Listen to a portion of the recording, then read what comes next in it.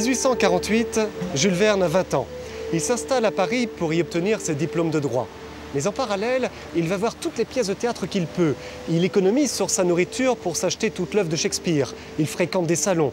Il se lie d'amitié avec Alexandre Dumas père et fils, une amitié pour la vie. Jules Verne vit la vie parisienne. Durant plus de 10 ans, jusqu'au début des années 1860, Jules Verne tente de percer au théâtre.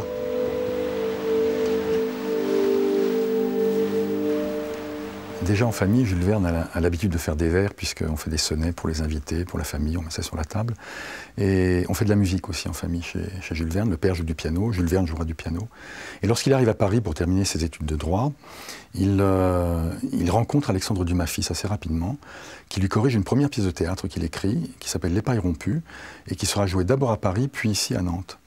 Jules Verne écrit une trentaine de pièces de théâtre pendant cette période, entre 20 et 35 ans à Paris, dont 8 seront jouées.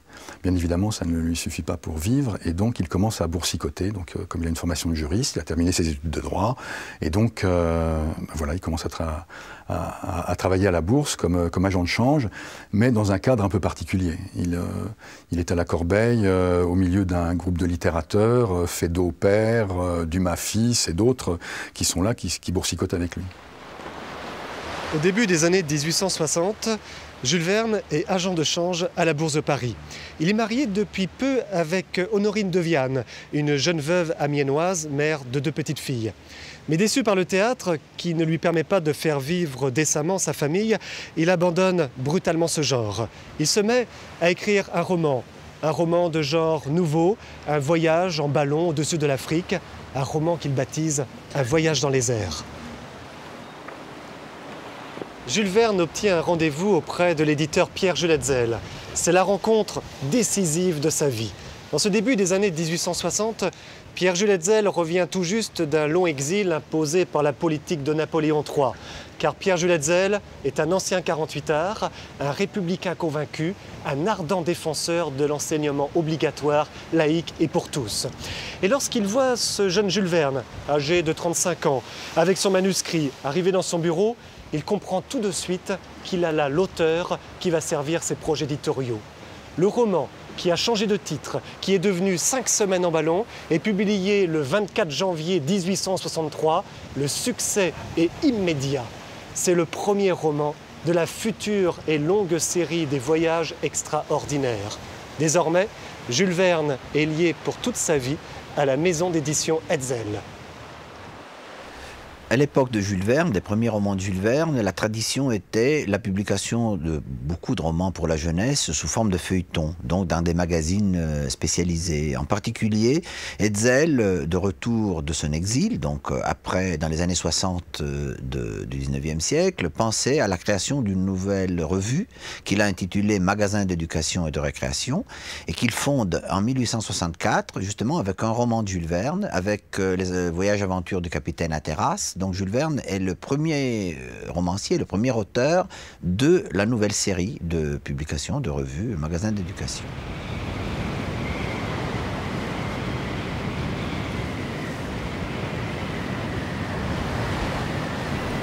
À 5 heures du matin, le 11 juillet, le vent s'apaisa. La houle tomba peu à peu. Le ciel reprit sa clarté polaire et à moins de 3000, la terre s'offrit dans toute sa splendeur. Ce nouveau continent n'était qu'une île, ou plutôt un volcan dressé comme un phare au pôle boréal du monde. La montagne en pleine éruption vomissait une masse de pierres brûlantes et de quartiers de rocs incandescents. Elle semblait s'agiter sous des secousses réitérées comme une respiration de géant.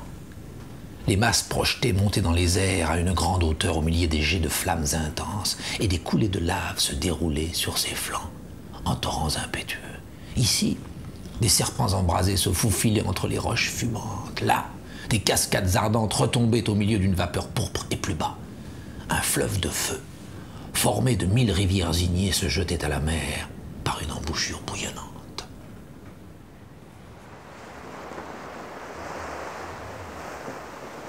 Le fait d'illustrer les œuvres destinées à la jeunesse était une tradition du XIXe siècle. Donc bien avant l'exil d'Hetzel, donc à l'époque romantique, on publiait déjà énormément de livres de voyage ou des Robinsonades illustrés. Souvent, ces livres étaient des livres d'étrennes, comme on disait à l'époque. Donc c'était ce que nous appelons aujourd'hui des cadeaux de Noël, des livres qu'on offrait le 1er janvier de chaque année. Et évidemment, les beaux cartonnages, les belles éditions illustrées étaient destinées aussi aux livres d'étrennes. En particulier, pour Jules Verne, Hetzel s'adresse à des graveurs et à des dessinateurs extraordinaires. Donc la qualité des dessins dans l'œuvre de Jules Verne est peut-être supérieure à d'autres à cause du fait que l'éditeur avait de très bons dessinateurs.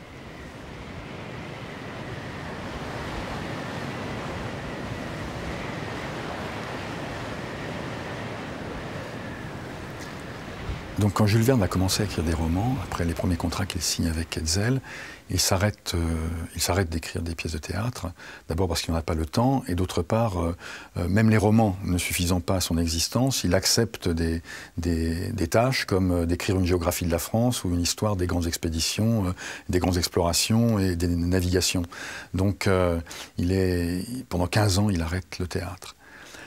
Et bizarrement, ce qui va le ramener, c'est le succès du Tour du monde en 80 jours en tant que roman, le succès de presse, puisque le roman paraît dans la presse quotidienne, en feuilleton, et tout de suite, on a l'idée d'en faire une pièce de théâtre. Et le Tour du monde au théâtre est un succès immédiat, c'est un grand spectacle immense, avec plein de choses sur la scène, et donc... Ce succès du Tour du monde amène à l'adaptation d'autres romans. On adapte Michel Strogoff, on adapte Les Enfants du Capitaine Grant, on va adapter Mathias Sandorf. Et l'ensemble de ces adaptations vont amener la fortune à Jules Verne plus que les romans eux-mêmes, avec lesquels il gagne correctement son existence, mais pas au point d'avoir une grande fortune. Et la vie modeste, correcte et très correcte qu'il menait avec ses romans, d'un seul coup va devenir une vie fastueuse. Il va pouvoir s'installer dans un grand hôtel particulier à Amiens. Il a déjà un premier bateau, puis un deuxième bateau qu'il fait construire un peu plus grand. Mais là, avec le succès du théâtre, il achète carrément un yacht de 33 mètres, qui est un bateau magnifique, qu'il a pour une somme, dit-il, modeste, mais qui représente déjà, qui fait bondir son éditeur. Et Jules Verne a commencé à naviguer. D'ailleurs, il écrit et dit à son éditeur, mais c'est tout bénéfice pour vous parce que mes navigations vont encore m'apporter des idées, vont m'apporter de l'inspiration et donc vous en serez encore le bénéficiaire. Et c'est vrai que Jules Verne va commencer à naviguer grâce à ses succès au théâtre. Il va faire 2 fois le tour de la Méditerranée, partir en mer du Nord. Pendant 5-6 ans, il va naviguer sur son yacht.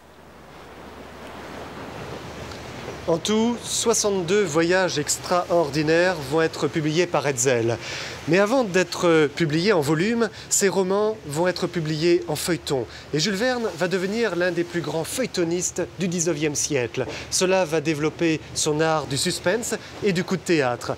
Et le roman le plus exceptionnel, sans nul doute, dans ce genre, va être le roman Le Chancellor. Alors j'avais entendu parler du Chancellor par Michel Serres, qui a largement contribué à remettre sur le devant de la scène ce roman injustement oublié, mais je ne l'avais jamais lu. Je l'ai lu dès qu'on m'a demandé d'en rédiger une préface, et comme tout lecteur, j'imagine, j'ai été pris par le suspense que Jules Verne arrive à mettre en scène dans cette histoire qui est inspirée de la tragédie du radeau de la Méduse, hein, c'est l'histoire d'un naufrage. Et quand on lit ce journal de bord, on s'aperçoit au bout de quelques chapitres qu'il y a quelque chose de très original dans l'écriture même du texte. Et cela vient de ce que ce roman est intégralement écrit au présent.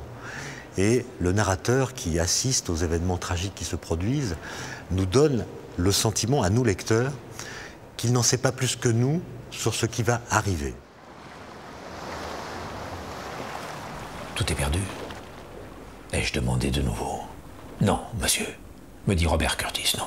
Et tant qu'une planche de ce navire résistera sous mon pied, je ne désespérerai pas. Cependant, la violence de l'incendie redouble. Et les eaux de la mer se teignent d'une clarté rougeâtre. Au-dessus, les nuages bas reflètent de grandes lueurs fauves. De longs jets de feu fusent à travers les écoutilles et nous nous sommes réfugiés sur le couronnement. Quelle nuit épouvantable! Et quelle plume saurait en retracer l'horreur! L'ouragan Alors, dans toute sa violence, souffle sur ce brasier comme un ventilateur immense. Le Chancellor court dans les ténèbres comme un brûlot gigantesque. Pas d'autre alternative, ou se jeter à la mer ou périr dans les flammes. Mais ce picrate ne prendra donc pas feu. Ce volcan ne s'ouvrira donc pas sous nos pieds. Ruby a donc menti. Il n'y a donc pas de substance explosive enfermée dans la cale. C'est un chef-d'œuvre du suspense, et ça tient en partie au fait que c'est un journal de bord. Et il y a une mise en page très subtile qui fait que quand vous avez terminé la lecture d'un chapitre, qui a raconté un événement précis, vous ne pouvez pas en rester là. Vous êtes obligé de tourner la page pour savoir ce qui va se passer après la mise en scène qui vient de vous être proposée.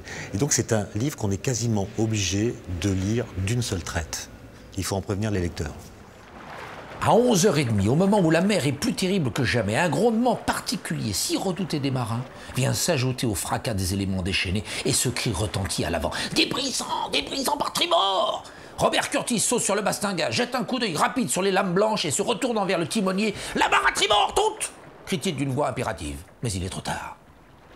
Je sens que nous sommes enlevés sur le dos d'une lame monstrueuse. Et soudain, un choc se produit. Le navire touche par l'arrière, talonne plusieurs fois, et le mât d'artimon, brisé au ras du pont, tombe à la mer. Le Chancellor est immobile.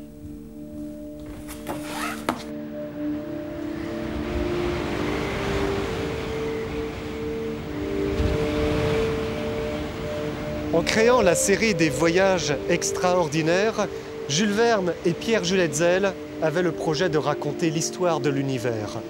Mais comme nous le verrons, lire les 62 voyages extraordinaires, c'est réaliser également à chaque fois 3 voyages différents.